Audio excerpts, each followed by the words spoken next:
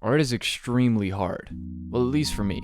I used to draw often when I was younger, but it's been years since I took the time to actually draw anything. I gave it up in order to pursue football, which also went nowhere, and now I've dedicated myself to writing, which has proven to be incredibly difficult for me as well, but I refuse to quit on this. The ability to translate the images in one's mind onto paper is an ability I don't really have.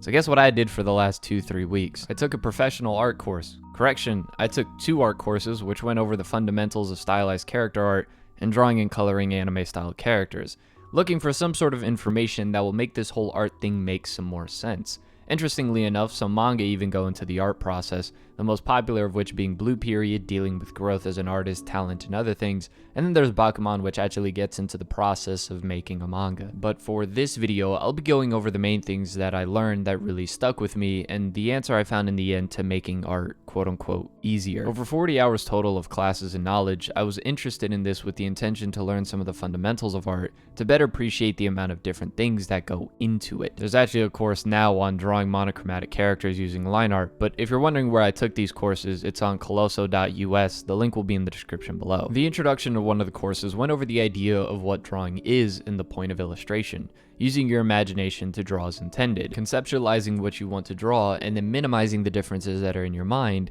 and what is created on the paper or screen. Through the process, of course, there will be changes because of illogical anatomy or other issues with the concept in the mind, but for the most part, the point is to be able to take what is an idea and bring it to life. Something else that really stuck with me was the idea of using unpopular styles with popular styles to make it more appealing, one of the things brought up in the introductory class. After the introduction class, we then went over references and using said references properly. There were about 2 or 3 classes on this, and the main thing I took away was learning to analyze references, and by consequence of that, learning to break down a drawing. Many times when reading a manga as someone who isn't an artist, I can vaguely explain why I like the image in the panel or on the page, but never really with any knowledge of why the illustration works, breaking it down into 2 categories, the illustration part of it and the coloring part of it. Now, primarily in manga, you have black, white, and different shades of gray, so that would be different than breaking down a fully colored illustration. The exercise nonetheless consisted of taking a piece of art and writing down as much as you can as to what makes the illustration work. And depending on which category you write more about, that's the area you naturally lean towards. Things such as composition and density, concentration of detail, perspective, texture, and if you're dealing with colors, then you would look at the colors that are being used, well-matching colors based off of the color wheel, saturation, etc, etc, etc. And something that sounds basic after learning it, but it changed the way I looked at illustration in my own thumbnails, was being conscious that the brightest parts of the illustration stand out. Again, sounds basic, but let me show you how learning this sort of knowledge translated for me. Take this page of Berserk, for example. Yeah, look, what did you expect me to talk? For the most part, I would look at this before and go, oh, cool, badass character, dope art, and that was it. Now, that's taking this image out of its context, being the climax of his fight with Rosine, but taking the narrative out of it, I can now see that Miura was being incredibly intentional with his positioning of the character and the way that he shades and crosshatches, and he does this all the time, but it's easiest to explain when it's sort of this version of Guts all shadowy with the one white eye. Being purposefully aware of the brightest parts sticking out, along with areas of detail, intentional skin placement, and composition, I can now understand why this page works so well. With the automatic knowledge that manga is read right to left, our eye is instantly drawn to the brightest spot on the panel, which are 2 things. The grass below Guts' feet, but more importantly, before we even notice that, it's Guts' eye due to the fact that it's positioned far higher up, and his shoulders are also outlined a bit more brightly to separate him from the background. Also, the background trees going directly across Guts' eye line are given detail and then go fully black as you go down. So purposefully, your eyes are drawn onto this panel to Guts' face, and you aren't overwhelmed with too much detail in the background. Instead, that detail is added to Guts' body, further separating him from the background. And so your eye is drawn to the area that's highest up on the page, as well as the area that has the most concentrated amount of detail and the brightest spot. Another interesting thing is that most people might not even notice the grass at the bottom, because before you go all the way down and then are drawn to what Jill is saying, the other brightest part is the zoom in on Guts' face, and more importantly his eye, which has a strong contrast with the all black background. And then the eye naturally follows what happens in the bottom 2 panels, offering a smooth read without having to force yourself to remember what panel you're supposed to read next. To most readers, this goes without notice, but from an artist perspective, all of these things are done intentionally. That's why before we even look at the illustration sometimes, we look at the text bubbles because those are the brightest spots. Then they lead us to the character's action or expression. This, of course, depending on how things are placed in the panel. Now, what I just did was my own personal way of using the information I learned, but this is well intended for using references and seeing how they can work so you can use stuff from that in your own illustration. This, along with some other stuff, can be used to break down a character design and what makes it attractive. I even used some of this stuff on my thumbnails for the longest time, not really being aware. I just went with what I thought looked good. Although admittedly, I never really liked the color red, but after learning it was the most attractive color to the human eye, I toyed around and then made something that worked really well for the channel.